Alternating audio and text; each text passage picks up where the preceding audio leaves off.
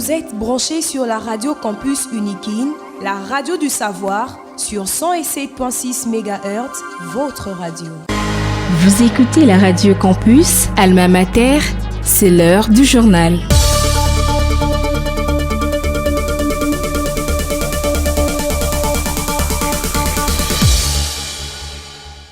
Merci de rester fidèle à votre radio campus Alma Mater. Nous émettons sur la 107.6 MHz à modulation des fréquences. Au sommaire de ces bulletins d'information, le projet de loi des finances du pouvoir central pour l'exercice 2025 a été adopté par les Sénats lors de la plénière tenue à Kinshasa au Palais du Peuple. Vous suivrez les détails dans ces bulletins.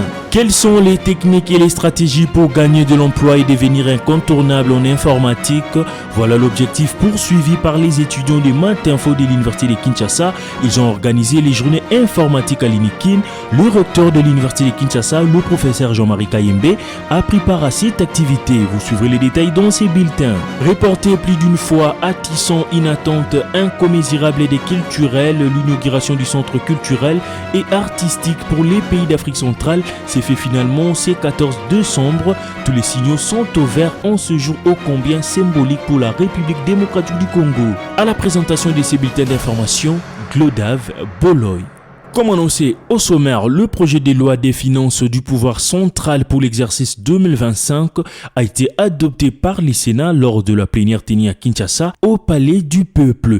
Ces projets de loi n'étant pas adoptés en des termes identiques à l'Assemblée nationale, une commission mixte paritaire sera mise en place. Un bureau également de la commission ECOFIN sera mis à contribution, notamment pour défendre les questions principales soulevées par les honorables sénateurs, a indiqué Jean-Michel Samandou Condé, président du Sénat, à l'issue du vote. Après l'adoption finale, les textes sera transmis au président de la République, Félix Antoine Tshisekedi, pour promulgation. Signalons que le projet de loi des finances 2025 doit impérativement être promulgué avant le 31 décembre 2024, afin d'entrer en vigueur le 1er janvier 2025. Quelles sont les techniques et les stratégies pour gagner de l'emploi et devenir incontournable en informatique? Voilà l'objectif poursuivi par les étudiants de Math Info de l'Université de Kinshasa. Ils ont organisé les journées informatiques à l'Unikin. Didier Mikaba est coordonnateur des journées informatiques. On l'écoute. Poursuivi de ces manifestations qui est les journées d'informatique, premièrement, faire découvrir les différents talents au sein de nos institutions, au monde professionnel, mais aussi connecter les futurs professionnels qui sont les étudiants au monde professionnel, de comprendre les enjeux de ce qui les attend demain, question de se préparer en conséquence pour affronter le monde professionnel. Voilà pourquoi on organise ces ateliers, pour équiper les étudiants, mais sinon de les motiver aussi à innover et à évoluer dans les nouvelles technologies dans la société. Les journées d'informatique travaillent avec les autres universités et là on est en train de faire une série de sensibilisations. Nous avons commencé le 13 au sein de l'Université panafricaine de gouvernance et innovation, IPGI. Le 14 nous sommes à l'Université de Kinshasa et le mercredi 18 nous serons à l'ISG pour finir le vendredi 20 à l'IPC. Donc nous sommes dans cette série de carnaval et nous poursuivons toujours dans la même optique de sensibiliser sur la nouvelle technologie et puis faire découvrir les talents qui sont cachés dans nos différentes institutions. Le professeur Rostem Abela, chef des départements de Math Info à la faculté des sciences et technologies, explique comment les étudiants en informatique peuvent devenir utiles dans le monde professionnel. On l'écoute. Ce que les étudiants peuvent retenir, c'est d'abord la possibilité de trouver de bons emplois, d'abord à travers la formation qu'ils reçoivent ici à la faculté. Vous avez entendu les éloges là-dessus, que nous formons, nous continuons à bien former nos étudiants. Et ensuite, il y a l'auto-formation, parce que la plupart de nos étudiants passent le temps avec le TikTok. C'est bien, c'est pour se détendre, mais il ne faut pas que ça puisse occuper une place principale dans leurs activités, alors qu'ils peuvent avoir des ressources gratuites sur le net et approfondir certains aspects qui leur permettent de se lier au monde professionnel. N'oubliez pas que nous sommes à à l'époque de LMD. Et le LMD, cheval de bataille, c'est une formation professionnalisante, c'est-à-dire former des gens qui seront capables de trouver de l'emploi sans beaucoup de peine. Le recteur de l'université de Kinshasa, le professeur Jean-Marie Kayembe Ntumba, a patronné les journées informatiques. Il est satisfait de l'organisation. Pour lui, les étudiants du Matinfo doivent devenir des modèles pour leurs camarades. On l'écoute. Monsieur le chef de la mention maths, statistiques et informatique, mesdames, messieurs les professeurs, madame la coordonnatrice des étudiants de l'université de Kinshasa, camarades étudiants de la grande et prestigieuse faculté de sciences. J'ai l'honneur de vous saluer tous ce matin et d'encourager de manière particulière ce qui aujourd'hui est pratiquement routinier, l'organisation des 17e journées informatiques, honorant votre faculté et par le même biais, honorant l'université de Kinshasa. Monsieur le doyen, l'activité scientifique impliquant de manière particulière la jeunesse estudiantine n'a pas cessé de me satisfaire tout le comité de gestion, en particulier à la faculté des sciences. Loin de moi l'idée de devoir verser dans la flagornerie qui ne sert à rien. Ce que j'ai dit, je le pense de manière évidente. Le souhait est que vous serviez absolument d'exemple à d'autres. Je voudrais attirer l'attention pour dire qu'en qualité, parce que vous l'êtes réellement, l'ambassadeur de notre université ne commençait plus jamais une seule manifestation sans penser à l'hymne de l'université, qui est le ciment qui assure la cohésion de toutes les activités que nous avons. Je vous souhaite donc une très bonne matinée en déclarant ouvertes ces journées de l'informatique de la faculté, en profitant de la même occasion pour solliciter l'indulgence collective. Je vous souhaite franc succès. Nous n'allons pas oublier d'implorer la bénédiction divine sur ces journées qui relèvent notre alma mater. Début de l'opération des paiements du Minerval pour l'année académique 2024-2025. À l'université de Kinshasa, les classes de recrutement payent $300 et les classes montantes payent $270. Le professeur Charles Odiko est secrétaire général académique de l'université de Kinshasa. Inikin, il donne plus de précisions à ces sujets au téléphone de Jean-Paul Mbouya Koutoumissa. L'opération était déjà lancée et le processus a commencé. Nous sommes en train de travailler pour voir dans la mesure du possible.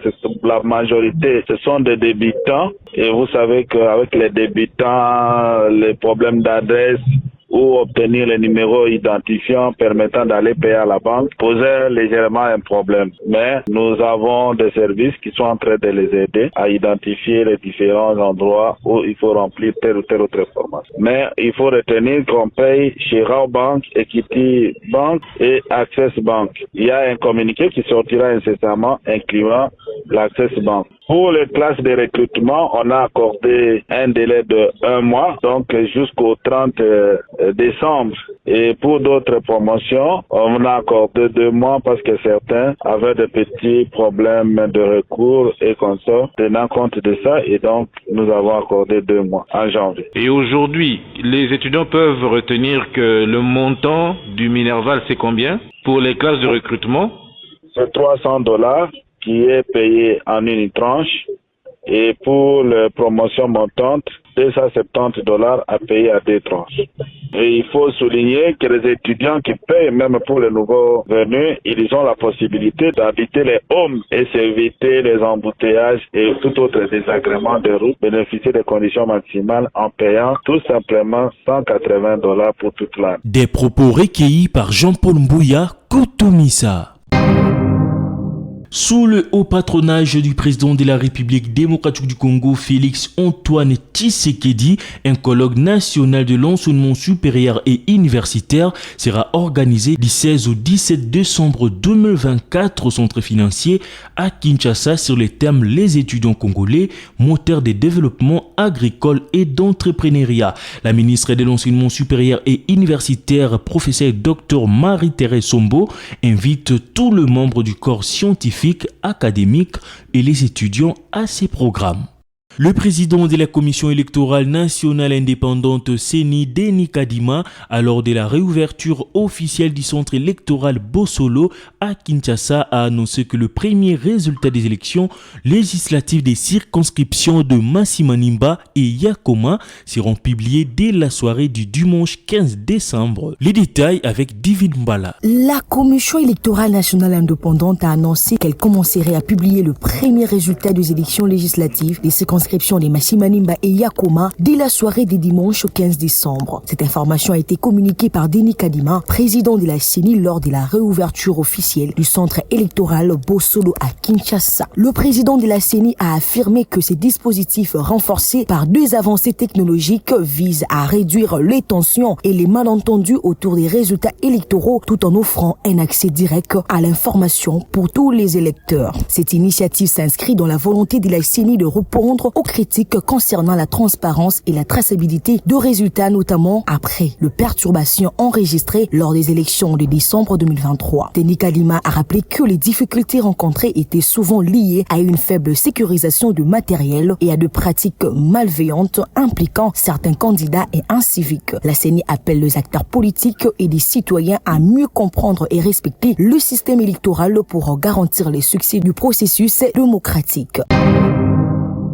Le ministre de la formation professionnelle, Marc Kila, a clôturé le forum régional des pays de la CEAC en République démocratique du Congo sur l'enseignement et la formation technique et professionnelle. On écoute Marc Kila, ministre congolais de la formation professionnelle. Je fais mienne toutes ces résolutions parce qu'en les parcourant encore, j'ai trouvé un certain nombre d'entre elles qui, au niveau de mon pays, pour ne pas dire au niveau de mon ministère, sont déjà en cours d'exécution de la formation. Il faudrait ressortir de cette salle, nous puissions vraiment avoir cette fois-là un véritable cadre de mise en œuvre de toutes ces résolutions. Moi, je suis convaincu que la solution, que ce soit dans l'auto-employabilité, que ce soit dans la qualification des jeunes, que ce soit dans la main-d'œuvre, que ce soit dans l'emploi, l'adéquation, formation, emploi, et même dans la fonction publique, la réponse provient ou proviendrait de l'enseignement technique et de la formation professionnelle. Et ceci étant, au nom de son Excellence, Madame la Première ministre, je déclare clos ces forums régionaux. Reporté plus d'une fois, tissant une attente incommensurable des culturels, l'inauguration du centre culturel et artistique pour les pays d'Afrique centrale s'est fait finalement ce 14 décembre. Tous les signaux sont ouverts en ce jour ô combien symbolique pour la RDC qui a vu en 2021 sa rumba entrer dans la liste représentative des patrimoines culturels immatériels de l'humanité reconnus par l'UNESCO. Les réglages techniques qui ont occasionné les derniers reports ont été remis en place pour l'ouverture enfin de cet espace pour la culture et les sports congolais. Les centres culturels et artistiques pour les pays d'Afrique centrale est érigé dans la concession située entre le boulevard Triomphal et les avenues Victoire et Sayo dans la commune de Kassavubu en face du palais du peuple. Signalons également le projet de décret portant création du centre culturel et artistique pour les pays de l'Afrique centrale a été adopté le 13 septembre 2024 lors du Conseil des ministres. Bouclons ces bulletins d'information dans le cadre de l'extension de l'accès aux soins de santé pour toute la population congolaise. L'hôpital de la Mouya a réceptionné un premier lot important de matériel médical. Cet équipement permettra à l'établissement d'être pleinement opérationnel et prêt à accueillir la population des Mbuji-Mayi. Cette initiative s'inscrit dans la vision du chef de l'État, Félix Antoine Tshisekedi, qui vise à doter chaque province d'un hôpital de référence, garantissant ainsi des soins de qualité accessibles à tous les Congolais sans distinction. Vous l'avez compris, c'est la fin de ces bulletins d'information présentés par Glodave Boloy. Je vous rappelle le principal titre. Le projet de loi des finances du pouvoir central pour l'exercice 2025 a été adopté par le Sénat lors de la plénière tenue à Kinshasa au Palais du Peuple. Vous avez suivi les détails dans ce bulletin. Quelles sont les techniques et les stratégies pour gagner de l'emploi et devenir incontournable en informatique? Voilà l'objectif poursuivi par les étudiants de Mante Info de l'Université de Kinshasa. Ils ont organisé les journées informatiques à l'INIKIN. Le recteur de l'Université de Kinshasa, le professeur Jean-Marie Kayembe, a pris part à cette activité. Vous avez suivi les détails dans ces bulletins.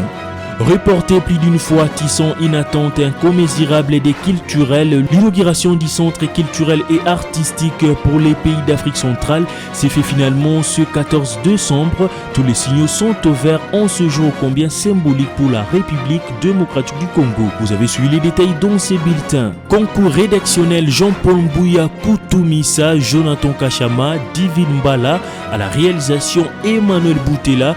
Côté technique, nous avions Sylvain Tizungu, assisté par Caleb Ovungu, sous la supervision de Lixan Kinounou.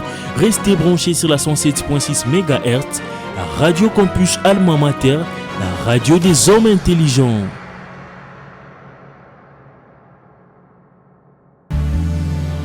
Vous êtes branchés sur la Radio Campus Unikin, la radio du savoir, sur 107.6 MHz, votre radio.